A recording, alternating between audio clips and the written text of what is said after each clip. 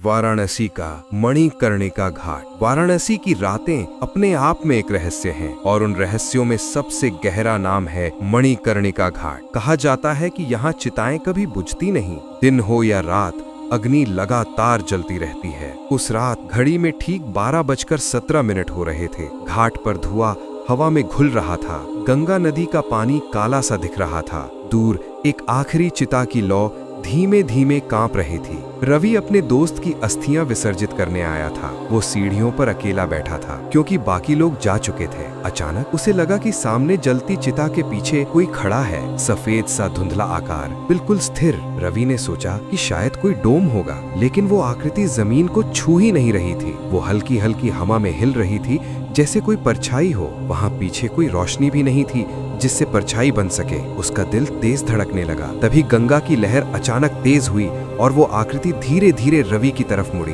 उसका चेहरा साफ नहीं था, लेकिन दो गहरे काले साए उसकी आंखों की जगह दिखाई दे रहे थे। रवि उठकर पीछे हटने लगा, पर उसे ऐसा लगा जैसे उसके पैरों में वजन बंध गया हो। उसी क्षण उसके कानों में किसी बूढ़ी औरत की धीमी आवाज गूंजी, यहाँ जो आता है वो कुछ छोड़ कर जाता है या कुछ ले कर जाता है।